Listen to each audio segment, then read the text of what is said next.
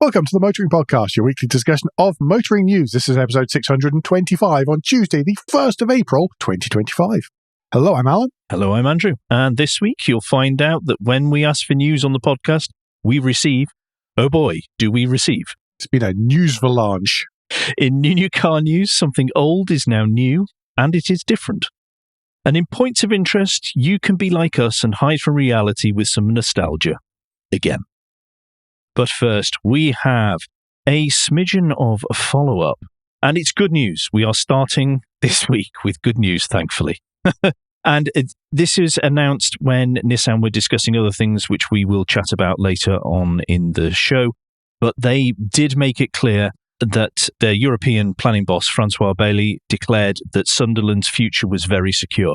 So this is brilliant news for Sunderland. It's brilliant news for all the people working there and all the associated companies and everyone in the area, because that would be a massive blow to that entire region.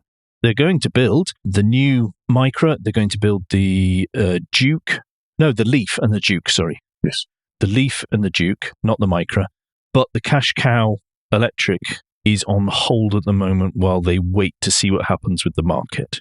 Yes. But 2 out of 3 is good. The investment they put in there is coming to fruition. The investment the governments, in plural, have put into Sunderland is also going to bear fruit, which is important as well. It's worth mentioning that Francois Bailly is about to take over as Nissan's global product boss as well, given it's the previous holder of that position is about to become CEO, as covered last week. That's Ivan Espinosa. Yes. New news then. Yeah, do you want to take us to the insanity section? Brace yourselves, folks. US President Donald Trump has announced in a fit of whatever that all cars and light commercial vehicles imported into the US will be hit with a 25% tariff from the day this is released, which is tomorrow, from Wednesday, the 2nd of April. Now, there's a lot of debate as to what that means. Nobody seems to be able to answer any questions about what that means and about whether or not it's to do with the components that go into them as well. If it's going to be the percentage of 25% based on the percentage value of the parts which are imported, or whether it's just the entire car or whatever. The presumption that everybody discussing this, particularly in the US and Canada, have been taking is that the parts are a separate element which will also be subject to the 25% tariff. However, yes, we're going to have a number of articles linked in the show notes to deal with this. There is going to be a piece from a chap called Sam Lowe who discusses UK and EU trade policy, and he breaks down exactly what because this was a proclamation as well, what the proclamation involves and why it may not be the full 25% for each part or for each car, and how that looks. It's a really interesting read because this is quite a lot of detail which is not easy to cover if you are mainstream news, where people are basically going, the top has come off the mountain, oh my word, this is going to be disastrous. Well, the top has. I mean, it is a disastrously stupid thing to be doing. And it will be a disaster for car companies. It will be a disaster for the communities around car companies and the workers there, because they'll all be affected by this. And it will be a disaster for consumers because things are going to cost a lot more. An awful lot more. It's particularly bad for British luxury car manufacturers as well, because the US is the number one export market for cars from the UK. Particularly hit by this, of course, are JLR. Mini hit as well, and not to mention, obviously, Rolls-Royce, Bentley, Morgan, any of these other smaller companies. Aston Martin, yes, thank you. Every time we list them, there's another one crops up. Yeah. There's a number of articles to check out in this, because it is actually not... It is much more impactful than perhaps people are declaring on the news. On the other hand, companies like BMW, Mercedes-Benz, Volkswagen, Subaru et al., who have production facilities in the US, not nearly so bad. If you think about it, for BMW, for example, the X3, 4, 5, 6, 7, and the awful XM are all built in South Carolina. Yeah, but if the parts brought in, though. That is an issue. Yeah, a bit of both. It's still going to be a hit. It's still going to be everybody's going to be hit, including as was declared on CNN by somebody in support of Donald Trump's, whose name I can't remember, in support of Donald Trump's tariffs, was saying the non-American Ford and GM manufacturers, which was quite an astonishing take. There is only one car manufacturer that you could say builds all its models in the US, and that happens to be Tesla. Oh, Rivian. Okay, Rivian as well, yeah. But the one that everybody thinks of, the one big one, is Tesla. There's been two takes on why this has been brought in that I've seen postulated, and it really is people trying to pull things out of thin air. One line that I saw being taken was it was to try and help out Tesla because their share prices briefly went up when this was announced and everybody else's went down. Mm-hmm. But the other one I've seen, and this will depend on whether these tariffs come in or not, is people have been suggesting this is overt stock market manipulation. Because they announce a thing, the prices go down, all their buddies buy these shares at lower. Then he says, no, we've got another pause because all these countries have listened to us and they've changed their tune and they're helping us out now, which is what he's done up to now. And then the stock prices go back up again. And people then sell their shares. You may well say, but I couldn't possibly comment. Quite. Anyway, if you would want to see more on that, check out the show notes. Oh boy, strap in everyone. Next one up is our own homegrown bunch of specials. Andrew, Chancellor of Exchequer has made a spring statement. Yep, she made a spring statement, did Chancellor Rachel Reeves, in which nothing really was said about the car industry, which made quite a lot in the car industry cross, because they thought somehow, in the face of evidence completely to the contrary, that the government would stop the luxury car tax coming in from the 1st of April. They thought that they would even stretch as far as offering financial incentives to private buyers so that wealthy people could put nice new shiny metal on their driveways whilst they were cutting benefits to the most needy in society. I don't understand how they could do that. At least they're equal opportunity benefit cutters, you know. Yes. There is a article linked from motortrader.com which actually has a bit more realism in it, where people who were being interviewed did say, look, it was unrealistic for anyone to suggest we were going to get financial incentives, but they had hoped that the luxury car tax would not be brought in. And they've also listed out some of the other things which are going to hit all businesses, not just the car industry. Yeah. But obviously affects the car industry as well. Alan, but though associated with this, do you want to take us on to what actual changes have happened as of today, the day of recording, when it comes to vehicle excise duty? Yes. The article will be linked in, of course, in the show notes. It's from Ayvens, AYVENS.com, who seem to be a leasing and rental company that's part of Société Générale, the French banking group. But most vehicles are going to be getting a small tax rise, and that's on the vehicle excise duty or road tax that we've got. As of today, the 1st of April, as we record this, cars registered since the 1st of April 2017 go up by £5, making it £195 a year. Vans will rise by £10 to £345 a year, while the expensive car supplement will increase by £15 to £425, which is additional in each of the first 5 years of renewing your tax for vehicles priced with a list price of over £40,000. Yes. Older vehicles, which are taxed based on CO2 emissions or engine size, get the same proportionally small increase next year. It'll all go up a little bit. EVs and hybrid vehicles are going to be taxed at the same rate as petrol and diesel cars. So it's £195 a year for cars, £345 a year for vans. Yeah. Again, that one there is another blow for the zero emission mandate, which is still there. Yeah. And yet it's another significant blocker in the way, particularly for vans. There's a reason electric vans are only like 6% of registrations and stuff like that. Yeah. And it's things like this. It's so darned expensive. I don't think this is as bad for cars when you look at overall the year if you spread the cost out. But jumping to 345 for vans If you run a fleet of vans now, you've just got absolutely hammered by this. From EVs registered before 1st of April 2025 will continue to avoid the £425 expensive car supplement. Pre-2017 cars with CO2 emissions under 100 grams per kilometre will also lose their VED exemption, moving to the £20 tax bracket for this year. That's still, as it points out, that's still much lower than newer models.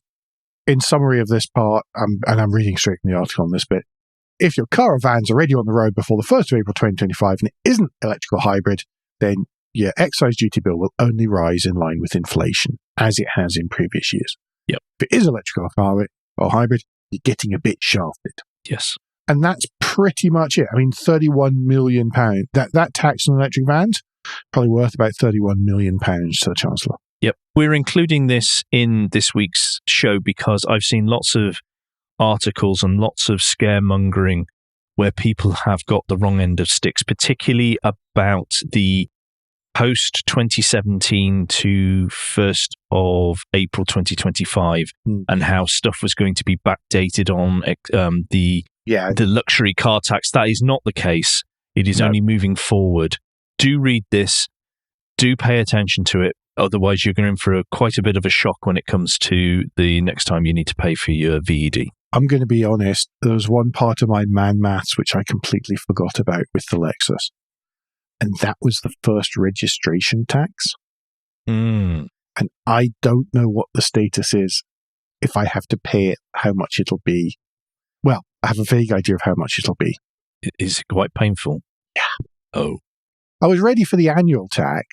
That was okay. I was good with that. I've paid more when I had an RX-8. You didn't really have it, did it? You occasionally loaned it from the main dealer. Occasionally, Rocky and Mazda, it was in my position to drive between regular trips to Rocky and Mazda. That is quite true. But I had forgotten about that when I was doing my working out. And of course, it's a 2019. Yeah, I think that's easy to forget. Not a 2017 or a 2016. I think at some point I'm going to try and persuade Mr. McGill to record a podcast with me about importing cars. Yep, sounds good. And some of the lessons learned over the years. Yep. Anyway, let's move on. We've said we weren't going to waffle, and I'm waffling.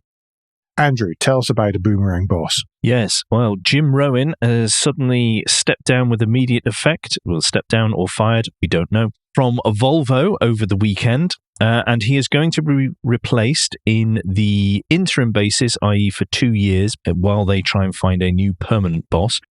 Is going to have Håkan Samuelsson, who used to be the CEO, is going to take over the job again. He does have a wonderfully Swedish name.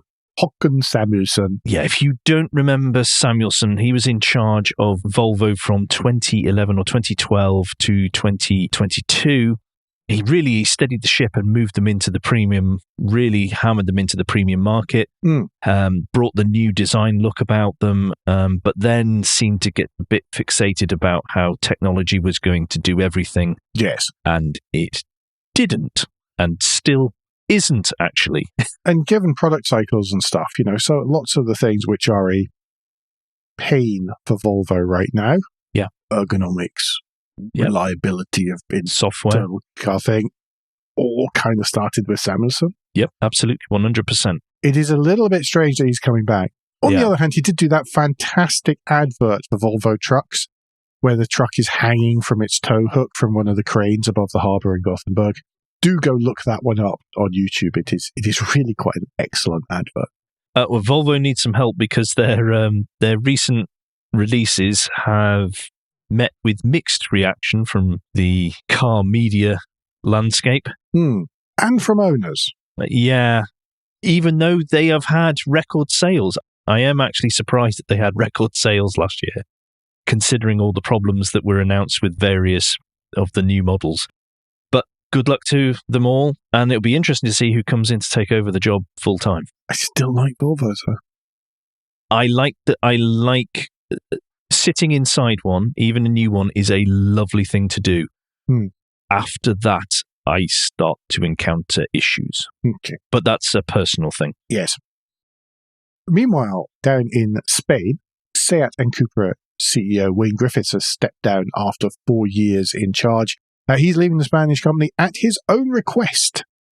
Nobody knows if he's got a new job or not, but I think many of us would be not very surprised if he did have a new job. Yeah, you don't suddenly ask to leave like that. Yeah, and seen quite a few successful new models as well. He's done a cracking job with CUPRA, to be fair to him. Yeah. And I'm actually equally as impressed with the way that he has kept SEAT relevant within the VW Group, considering VW Group, when we've repeatedly said this for years, VW Group has no idea what to do with SEAT, and he's made them pay attention. So I wouldn't say it was just keeping them relevant, it's actually making them relevant and starting to find them a position within the group, because for so long, until his time, then, as you said, nobody knew what to do with it. They kept coming. Will they die? Will they stay? What's happening? Well, they were given that infamous, they're going to be the mobility division.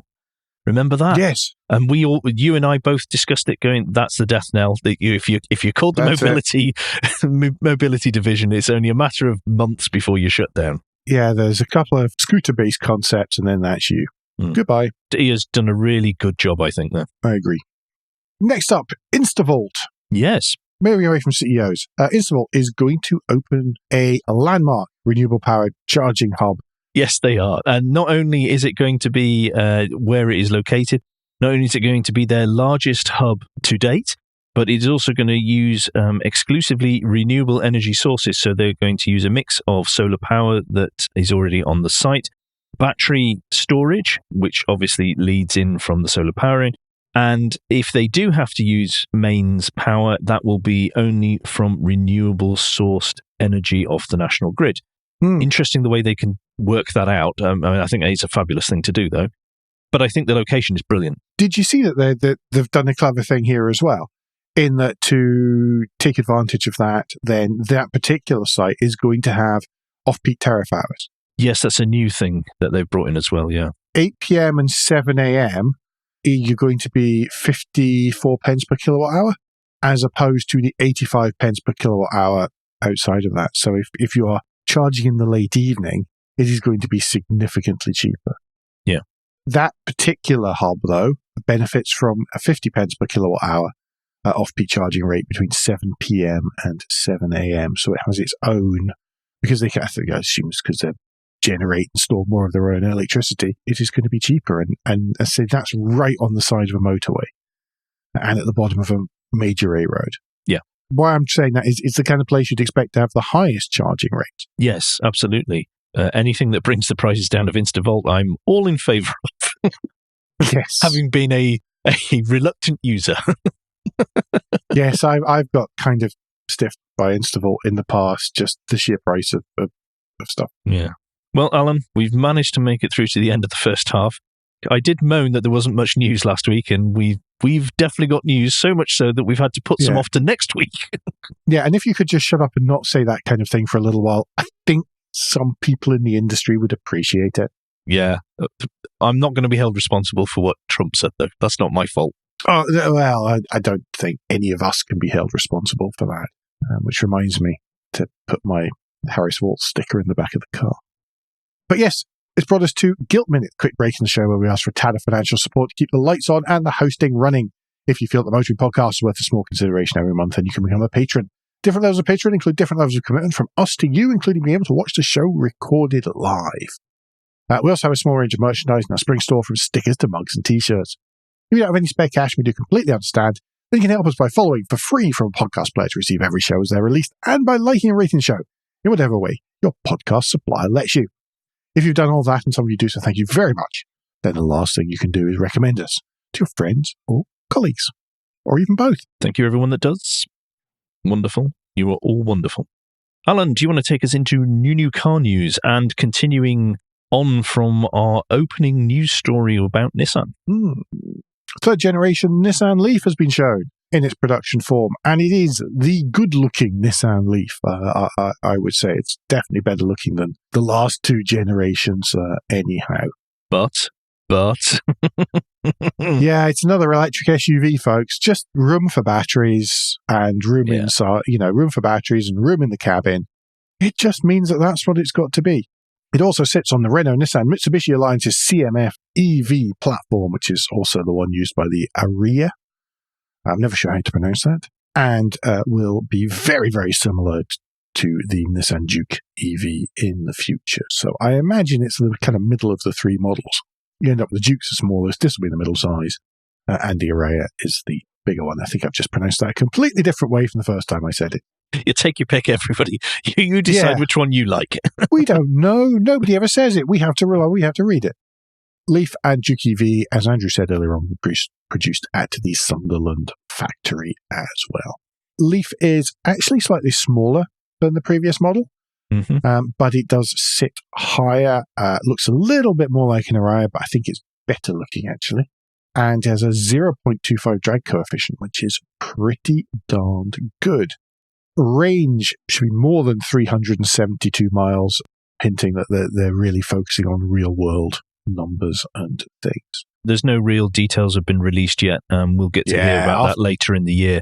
But I think Nissan were very keen to show what was coming and to show, despite all the news stories we've covered recently, that they do have vehicles that they think people will like and want. And of course, for these kind of European models, then still a strong reliance on Renault for the underneaths as well.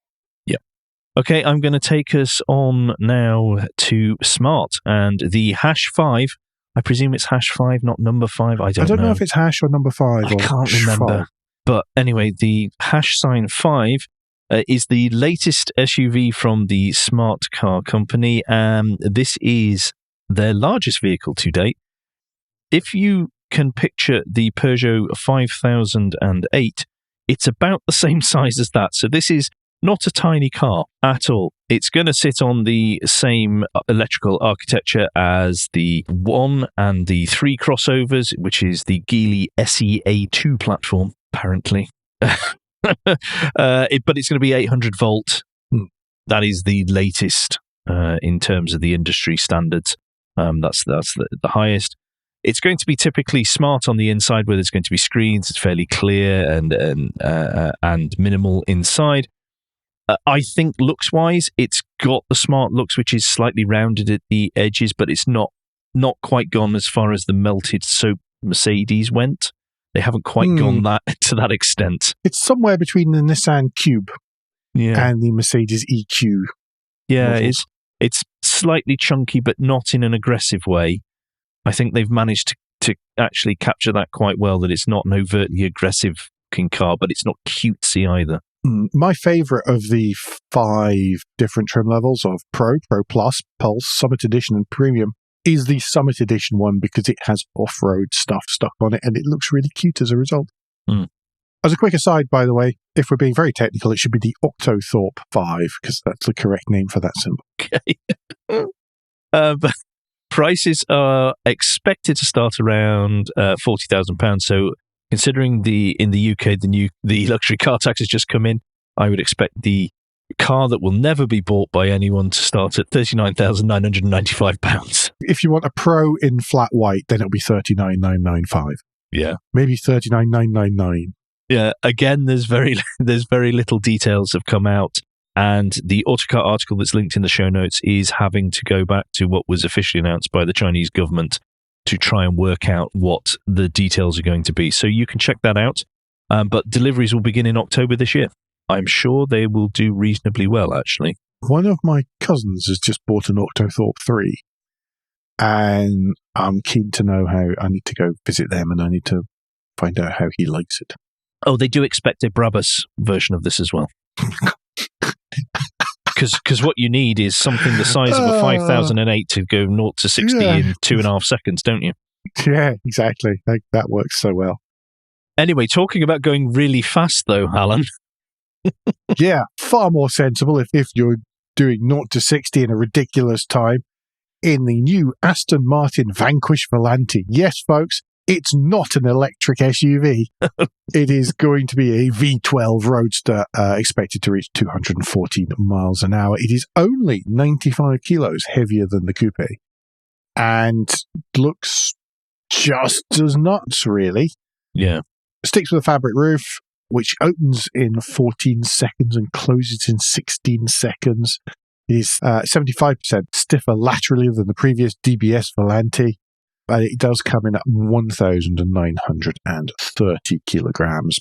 Again, 95 kilos, so that is additional. Electric motors and bracing and all that kind of stuff. 825 brake horsepower, 738 pound-feet of torque, and 0 to 62 in 3.4 seconds. Claimed to do the same 214 miles an hour as the coupe. Very cool. Yeah, have you seen the in the pictures? Again, Autocar article linked in the show notes. Have you seen the side profile picture above the pool or pond? Looks absolutely gorgeous. The colour is amazing as well. Yes, it's the Tom Hartley puddle.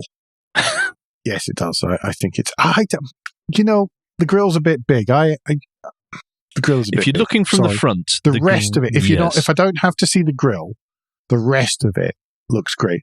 I much preferred when they did the V8 with not the traditional grill. I actually preferred that to the later one that they did to make everyone just shut up about it. Yeah. So I think it's a shame. I think it's become a bit distended at the front, and it's a little bit... Reminds me a little bit of the AMG. Reminds me a little bit of a large aquatic mammal, to be honest, that filters krill. That is actually my problem with it. The actual form is fine. If there was a split down the middle or something to split it into two smaller grills, I would love it. But it's just a bit. Rest of it, lovely. Back rear lights. Yep. Lots of lovely design touches in that. Okay, I think that takes us into points of interest now, and we'll start with a lunchtime read from the Autopian. And this week we are giving you all some sliver of hope that maybe car makers are beginning to wake up to the fact that perhaps not all of us are completely overjoyed with having screens and slapped everywhere on the inside and no buttons. The irony being, of course, that this comes from a test of the latest Bro towing truck. Yes. The title is Automakers Are Beginning to Realize You're Fed Up with Overcomplicated Car Tech. And it's talking about the Ram pickups that were tested and how a lot Duramax. of them, one of the options you can have is to have a screen in front of the passenger, as well as the massive iPad that's slapped between air vents in the middle, as well as your digital cluster behind the steering wheel, etc., etc. Then it goes on to talk about Volkswagen, which we've discussed as well. Does talk about other stuff too, but the Ram launch was the trigger for this, and it's a very interesting article, as most of Mercedes are. The articles written by Mercedes are. Yes. That was grammatically tricky, wasn't it? Yeah, do click the link in the show notes to have a look at that. I'd also bother reading the road test of the Ram because it's really quite a nicely written piece as well. List of the week this week falls for me to announce, and I think both of us can actually choose because there do seem to be 49 slides, and it is from Autocar, and it is the best cars from the 1990s. But which is your favourite? And this is very, very difficult because there were so many good cars in the 1990s. There was. I have selected the Renault Clio Mark I. Right. I really love the design. I have always loved the design of that. I love the interior of that. I had a friend who had one, and I loved the interior of that as well. I just thought it was a gorgeous little car. The external design I thought was just absolutely stunning. There are so many small cars in the 90s that I could have picked, and I've just picked this. It's not disparaging to most of the others on there. There are some on there that I would never pick. This is ruddy difficult to choose. This is one that still sticks with me today that I think is a wonderfully designed car. And that was a Super Mini as well. This was, to encourage people to get into the brand. They're so good. Sorry, the ones that appeal to me are the ones that aren't the supercars. Let's just say, let's pick the Citroen ZX. I nearly picked that. It moved the C-segment hatchback game on so far. It really did. It was the class leader for years and years and years. Because as an avid Autocar reader, and that was just that was what it was. And also first performance diesel hatchback as well, the Vulcan diesel. But it had two. Am I allowed to choose a second one? No. It's one each. It's a really good. Everybody needs to go through the list themselves and waste hours going, but I like so that one. many. Oh, but then I like this one. Oh, no, but then I like that one as well. And I'd forgotten about that. I'd never thought about that, but that's a really good shout, etc., etc., etc. So many nice cars in there. This week in Points of Interest, we are giving everybody plenty to click through after they finish reading the lunchtime reads. Yes, absolutely. Because the last one here, the and finally, is a bit of a list as well, Andrew. Yeah. Again from Autocar. If Autocar wants to consider sponsoring the show, feel free. We have considered this before. This is titled The Treasures of the Mercedes Unimog Museum. Guess what it's about, ladies and gentlemen? Yes. This is to do with the actual official Unimog the MB Museum. track is in there. The MB track is in there. This is, as this article says, everybody loves a Unimog. But it is amazing the number of uses that these were put to and what they did and what they still do. Yeah. My dad and I for years kept trying to work out some kind of business case for a Unimog, and we never managed a decent business case for a Unimog. Ever. Oh, it's just great. Absolutely great. I love those MB tractors as well, the green ones. Yep. They're well up there too. Lots of good and interesting things in there that could keep me amused for ages. Anyway. That about it.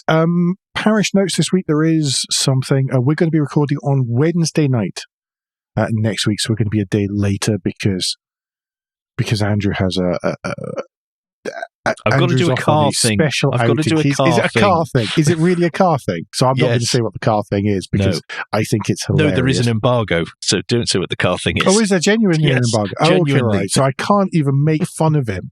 No. Because of the embargo. Oh, that's rubbish. Anyway, he's off to do a thing. I'm looking forward to hearing about it whenever he gets back from the thing. Yes. Which takes us to the end of the show this week. Don't forget, between now and next week, you can give us any feedback, share your thoughts of the show at motoringpodcast.com on Blue Sky, at Motoring Podcast on Instagram and Facebook, and on the contact page of motoringpodcast.com, the hub of all our activities. Remember, you can support us financially via Patreon, and please leave a review and rating on Apple Podcasts, YouTube, or however your podcast app lets you do such a thing. In the meantime, Andrew, what's the best way to get in touch with you? Best way to get in touch with me is if you search for Crack Windscreen on Blue Sky. You should find me there, or I am on LinkedIn under my actual name. And Alan, if people would like to get in touch with you personally, what is the best way for them to do that? Best way for me is Blue Sky, where I'm at AJP Bradley. That's Bradley.bsky.social. We'll be back very soon. Until then, I've been Alan Bradley. I've been Andrew Clues. And safe motoring.